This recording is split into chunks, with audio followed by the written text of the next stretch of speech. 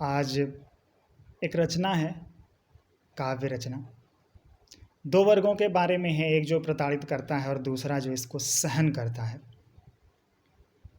तो पहले वाले वर्ग के बारे में लिखा है कि खूब चलाई गोली उसने, खूब सताया झुठलाया।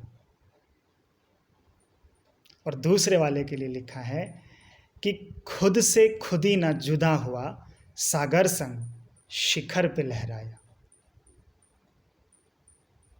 मतलब ये वो तबका है,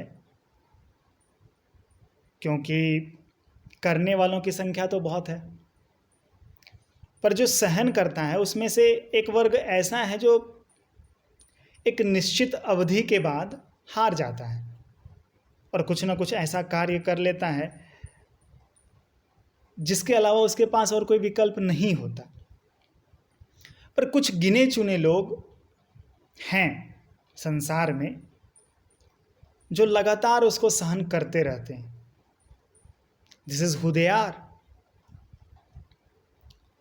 तो वही जो अंतिम मतला है मेरे दिल के बेहद करीब है, इसलिए मैं एक बार फिर से पढ़ना चाहूँगा कि खूब चलाई गोली उसने, खूब सताया झुठलाया, पर खुद से खुद ही ना जुदा हुआ, सागर संग शिखर पे लहराया। ऐसा क्यों करते हैं ये लोग? क्या मिलता है इन्हें? इसके बारे में लिखा है कि त्रिकोण, ये इस पूरे वर्ग के लिए है जो लगातार लोगों को, त्रिकोण भंवर के अधर में था और कोण हुक्म के डगर में था। ये कोण उस विशेष व्यक्ति के लिए है जो लगातार ऐसा कर रहे होते हैं, इसलिए छोटे शब्दों में इन्हें लिखा है। और त्रिकोण जो है वो पूरे वर्ग के लिए था। तो त्रिकोण भंवर के अधर में था और कोण हुक्म के डगर में था। चित्त भोर भंग बन टकराया, पर शंख नाद ये कर ना सका। ये फिर से जो अंतिम मतला था वो उस वर्ग के लिए था जिसे कि न जाने जिसके साथ क्या क्या किया जाता है, पर वो बिल्कुल पहाड़ बनकर खड़ा रहता है कि this is who we are, है ना। अब ऐसा क्यों होता है? वो इसलिए क्योंकि ये राज अंध के बंद में था।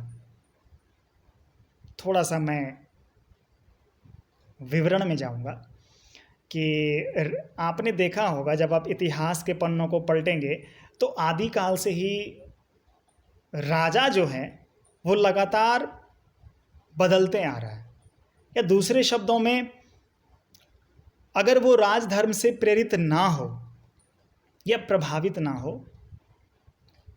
तो उसका जो क्षय होता है बहुत ही जल्दी होता है, क्योंकि राजा इज ऑल अबाउट राजधर्म, है ना।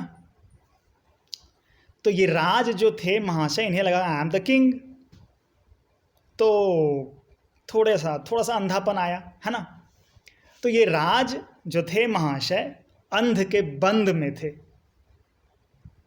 इक्को संत बिना, पंजाबी में एक बहुत ही पुरानी कहावत है, तो उसी में ये एक शब्द जो है वहीं से लिया है मैंने। तो इक्को संत बिना सत्संग में था। श्रीमंत जहाँ बैठे थे इन्हें ऐसा लगता था कि वहाँ हर कोई तथाकथित ज्ञानी जो लोग समझते हैं, पता है ना आपको, तो इन्हें लगता था कि वहाँ हर कोई ज्ञानी है, तो ये भी खुद को ज्ञानी समझने लगे। क्यों? क्योंकि संगत से गुण आया इनके अंदर। तो वहाँ क्या कहना चाह रहा हूँ मैं, समझ रहे हैं ना? वहाँ का हर राजा इसी अंध के बंद में था। क्या? इक्को संत बिना सत्संग में था। खूब जोर जोर से चिल्लाया। अब आप चाहे सत्संग में बैठें या मजार पर बैठें, संत तो है नहीं वहाँ, तो आनंद की बात होगी नहीं, है ना। अंध की ही बात होगी। Let us do this. ये राज अंध के बंद में था, इको संत बिना सत्संग में था। खूब जोर जोर से चिल्लाया, पर सूर्य शून्य ना बना सका। ये अंतिम मतलब फिर से उस वर्ग के लिए था जिन्होंने खुद को हमेशा always they have proven themselves.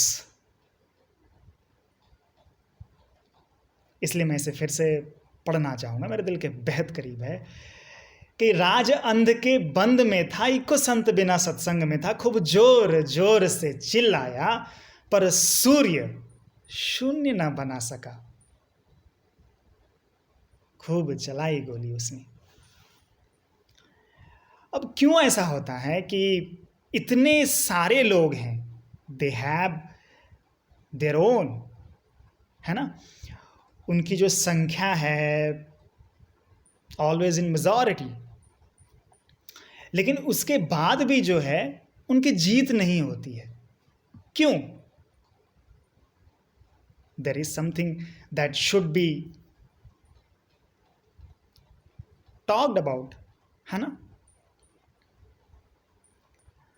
ऐसा इसलिए होता है राजाओं, क्योंकि धर्म युद्ध की आंधी है ना। किसकी आंधी है? धर्म युद्ध की। आप बेहतर जानते हैं युद्ध क्या होता है और धर्म युद्ध क्या होता है। तो ये धर्म युद्ध की आंधी है जिसे इंद्र धनुष ना झुका सका। इंद्रधनुष देखा है ना आपने? तो ये वो आंधी है जिसे इंद्रधनुष भी आज तक till the moment I am reciting the same झुका नहीं सका। और ये क्या है?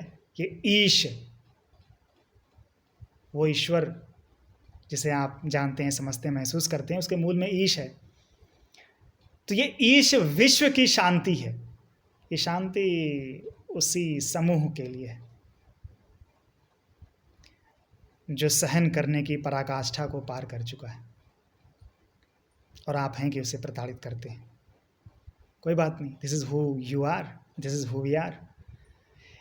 ये धर्म युद्ध की आंधी है राजाओं, जिसे इंद्र धनुष ना झुका सका। ये ईश विश्व की शांति है, इसे छद्म द्वेष न हरा सका। खूब चलाई गोली उसने, खूब सताया, झुठलाया, पर खुद से खुद ही ना जुदा हुआ, सागर संग शिखर पे लहराया। आप गलत नहीं हैं, सो कीप डूइंग दिस। हम भी गलत नहीं हैं, so we will be keep sustaining and persevering for the same. We are standing, indeed sitting